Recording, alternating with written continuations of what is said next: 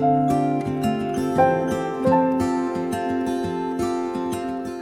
everyone, I hope you are doing well. I'm Sayyid Abdul Karim, and today we will start our webinar for Master Degree Scholarship in Canada. And this is my colleague Ria. I would like to her to introduce herself, and also we may start the meeting. Thank you so much. Hi, everyone. My name is Ria Serkel. I live in Toronto, Canada. I moved to Canada to do my master's in 2019 and graduated in 2021, and I've been working here ever since. My background, I am here to share some scholarship opportunities around masters in Canada.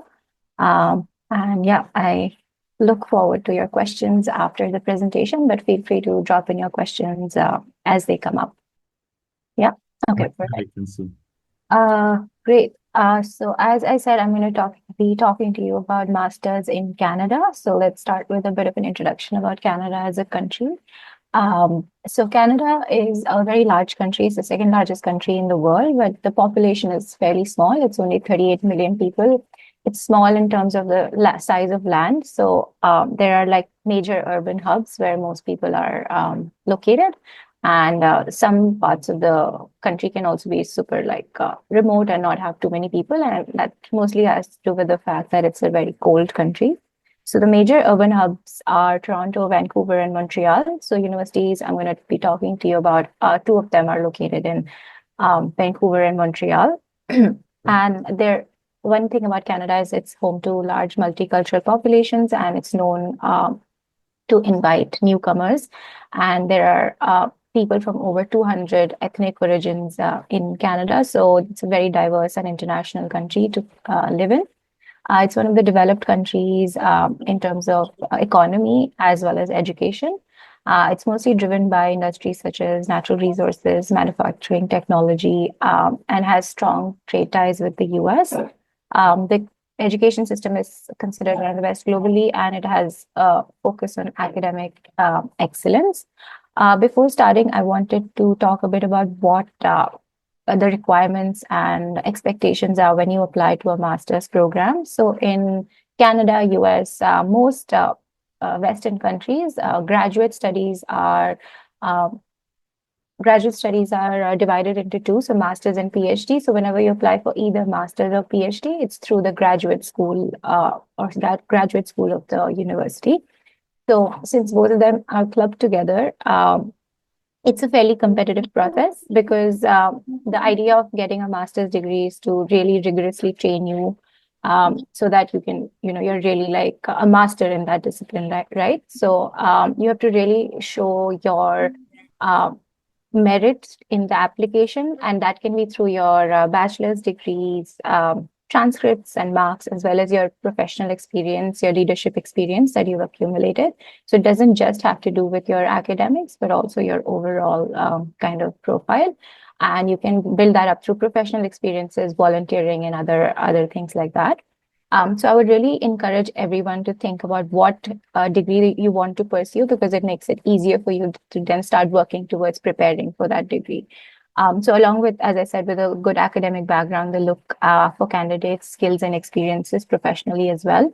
So general requirements for applying for any master's programs will include English exam, which is IELTS or TOEFL, a statement of purpose outlining why you want to study this program and what background you have, 2 to 4 letters of academic references from your past professors or professional colleagues, and an updated resume and CV.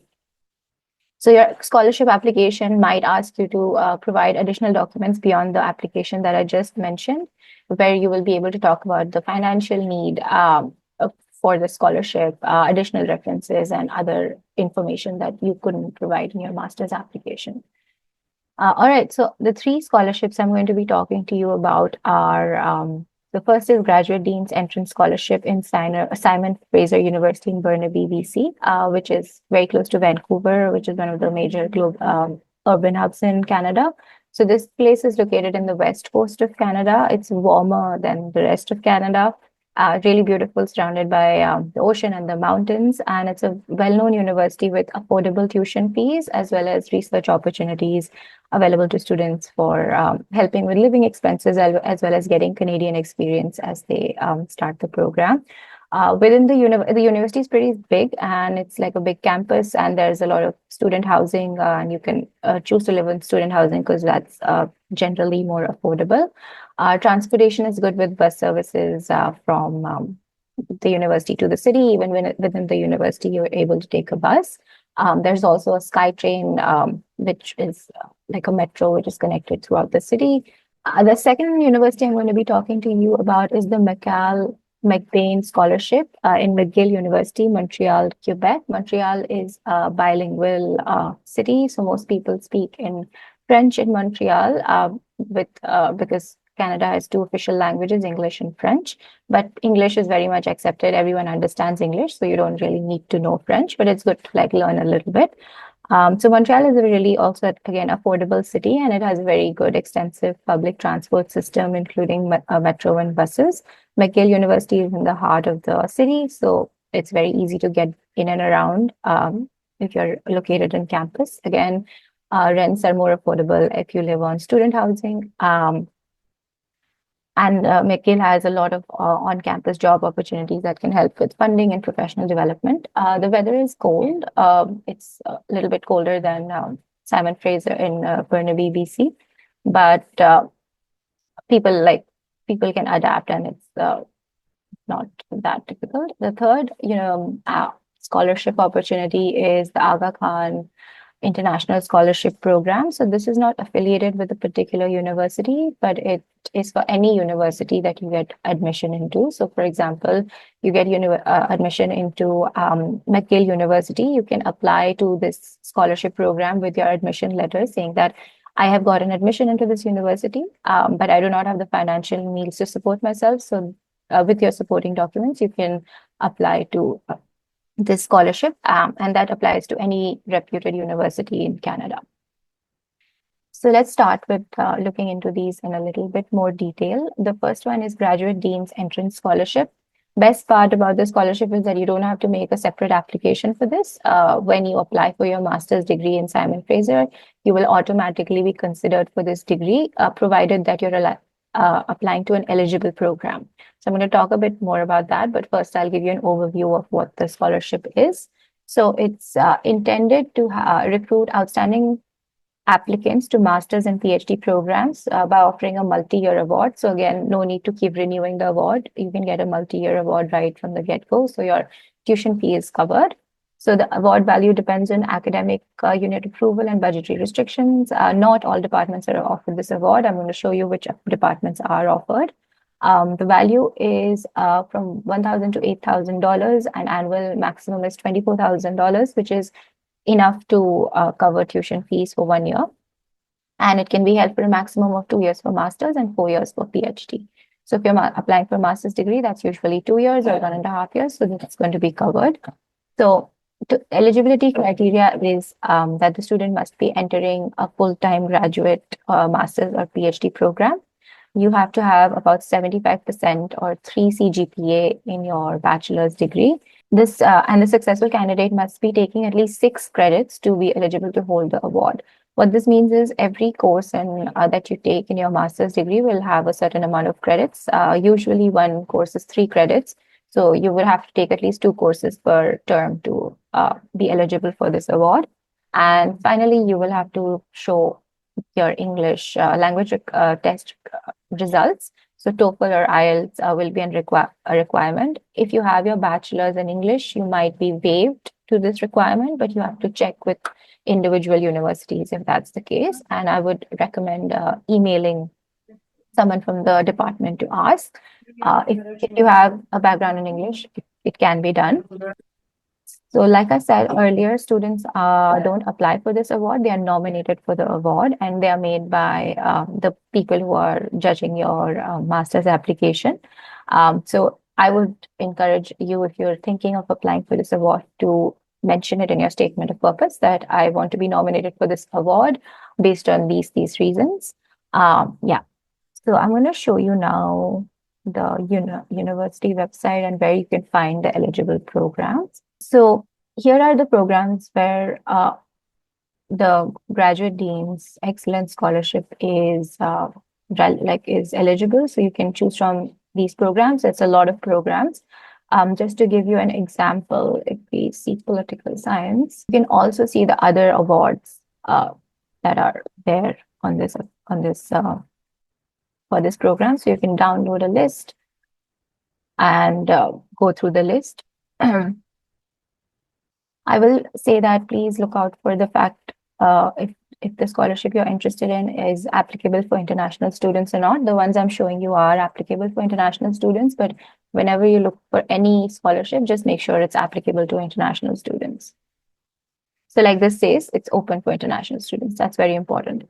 So yeah, you can see here the Graduate Dean's Entrance Scholarship is one of the scholarships in the program. So you can definitely apply to political science masters and be nominated for the scholarship. There are other scholarships as well that you can see. Actually, there's so many. So I would really recommend you to choose the program and then do deep research on what funding options there are. I also want to show you the guidelines for the Graduate Dean's Entrance Scholarship. So they've already created a folder here, a document here with all the details. So eligibility, nomination procedure, award start dates. So the start date is basically when you apply for the program. So typically, if you apply for the fall semester, you're going to be applying in October of this year, and the application deadline is probably going to be somewhere around December. So you'll put in your application, and yeah, that's kind of the funding cycle. There is no separate application for this program. The next scholarship is the Aga Khan International Scholarship Program. So the Aga Khan Foundation has an international scholarship program, which is for students in financial need, but as well as based on merit. So it's for outstanding scholars from selected countries in the Middle East, and Afghanistan is one of the countries. So it's one of the scholarships that's directly aimed at bridging the gap between students from developing countries. So the requirement is, again, students who have no other means of financing their studies to pursue postgraduate education.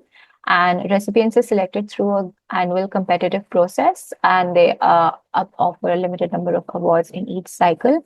So the one thing to note about this grant is that it's structured as half grant and half loan. So when you get accepted for this scholarship, you would have to repay the 50% amount in the next 5 years of graduating from the program, for which a guarantor is needed to sign your loan agreement, which can be a family member. So scholarships for masters are granted for the entire duration along with living expenses, and the award covers tuition as well as living. So the eligibility criteria are very important. A guarantor, such as a family member, is required to sign the loan agreement for you to accept the grant. Have good academic records. You have to have a bachelor's degree equivalent or equivalent training or professional experience. So if you don't have a bachelor's degree, you can still apply, but you have to show your training and professional experience on the basis of which you're applying.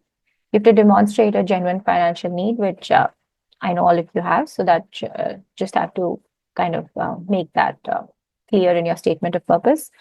Be admitted into a reputable postgraduate institution. So for this, you would already have to have admission into a university. Side note here, the research programs in masters are much more affordable than professional programs. So I would recommend you look at research programs if there's a financial constraint. And then when you have the admission, you can always apply for like external funding like this one. And again, another important criteria is to show leadership potential, professional experience, extracurricular achievements, or volunteer contributions in your application. Requirements are to demonstrate a reliable multi-source funding plan that covers all your years of study. You have to show that how you're going to fund your studies. And there's a list of external scholarships that are listed on the website that I will show you in a second. And then again, admission letter into a reputed university. So the starting date for this program is Jan 4th, and it's going to end on March 31st, 2025. The application process is like this. So when you go to the website, so you have to do access the eligibility tool. They're going to ask you certain questions, and you just answer them in the chat. And once you're deemed eligible, which all of you will be because you're from Afghanistan, and yeah, it should be fine. They'll send you a link to apply. So there's no link directly to apply. So you have to use the eligibility tool, and they'll send you a link. If you're having any trouble, they have just say contact us, and there's a helpline that they can help you answer any questions. So here they have a bunch of other scholarships that are listed that I would recommend that you look at. A lot of them will be applicable to you. For example, the �YELDA Hakim Foundation. Yeah, some of them won't be, some of them will be. The Qatar Afghan Scholarship Project will also be applicable. Yeah, I would recommend you look at them so that you can have a sense of other funding options as well in case this one doesn't work out, or have it as an additional source of funding. Because in this program, you can show that you're getting funding from other sources as well, and you just need a certain amount of funding to cover up the remainder of what you're not covering.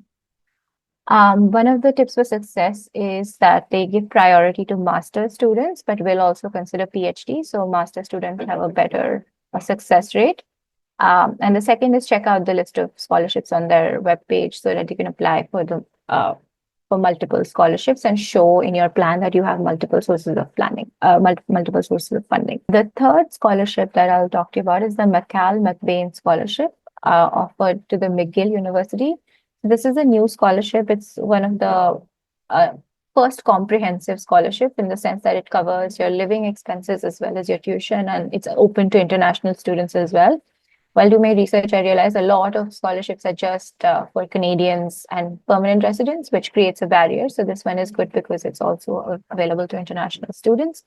The purpose of this program is to bring together a diverse group of scholars and aspire to lead with purpose, especially for those who have demonstrated leadership potential and an inner drive to make a positive impact in other people's lives. So I think these programs will be around international relations, political science, or even other programs if you can demonstrate leadership in these particular areas. So the scholarship covers tuition and fees for the full amount of your master's program. This one also covers professional programs. So higher tuition fees is okay because it just covers the program fees. Living stipend of 2,300 per month during academic terms, which is pretty decent, and it will be enough for you to kind of sustain yourself in Montreal. You might need to do like other research jobs, but I think in the beginning this amount is going to be fine. A one-time relocation grant for moving to Montreal, so flight tickets are covered as well. And you can also access beginner to advanced French level courses through McGill. It's not mandatory, but it's available to you if you want to. And if in the summer, generally students take a break, but students can also take courses and stuff. A lot of students do internships in masters to get work experience. So the scholars who are not pursuing any courses in the summer can also apply for $5,000 to pursue summer initiatives such as other courses or other training programs. So that's a very good incentive as well. So the eligibility criteria for this is that either you're going to graduate from your bachelor's degree in August 2026, this year, or you earned your bachelor degree in the last 5 years, but not before that. So you're not going to be eligible if you earned your degree before 2020. And there's an age limit on this as well. So I think the age limit is 30 years on Jan 1st, 2025. You'll also need to meet minimum degree and language requirements such as IELTS and TOEFL for the McGill master's admission. I'm just going to show you the website.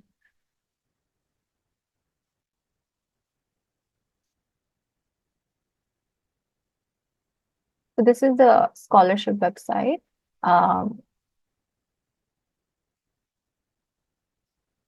Yeah, here there are the eligible degrees. So you need to see again what degrees are eligible, what degrees are not eligible. So arts, architecture, teaching and learning, MBA, a lot of degrees are covered. So I think it's fairly comprehensive. The deadline for this one is, starting date is June 2025. So June 2025 is when the application will open. So there's enough time to research the program you want to apply to. The ending date is August 2025. So you have about 2.5 months to prepare your application. And this requires choosing your program, applying for the program, and then applying for the scholarship. So here are the kind of scholarship requirements. So you will have to explain your personal information, activities, work experience in breaks, short essays. So they're going to give you certain prompts and you're going to have to submit short essays on each topic, transcripts from your bachelor's, resume or CV, and references. So 2 references, academic or someone who knows you professionally, or a community reference as well. Here are the programs in McGill University that you can look into and apply. The link is in the document as well. One tip for success for this one is to sign up for their newsletter, because they will keep sharing with you the information and you can keep a tab. Yeah, so you can see the deadline here for international is August 2025. So there's information session, but those are mostly in Canada. So you can subscribe to a newsletter. So yeah, you can just put in your information here and they will send you the updates. And yeah, just be sure again that the program you're applying for is eligible for the scholarship. I have a question there, Nihan, that everyone's asking about it, and there is some our friends Shafika wrote about their eligibility, if they are accepting Duolingo or TOEFL, which one is the best for winning this scholarship? So TOEFL and IELTS is the most accepted. CELPIP also in some places, but TOEFL and IELTS is your I think it's the most safe to do that one. I'm not sure if they accept Duolingo. But like I said, if you have a bachelor's in English, you might be waived. So it's really worthwhile to check with the university and even like tell them that I have a bachelor's in English. Why do I need to show that I know English? Because I have a bachelor's. So a lot of these universities ask for English just because it's our second language, but we know English. So it's not right. So I think if there's a reason for you, it can be waived. I would encourage you to ask. Okay, that's good. And also for winning the master degree scholarship, how much the work experience will affect the community decision makers that who are like issuing or granting this scholarship for the students? Will they consider the work experience?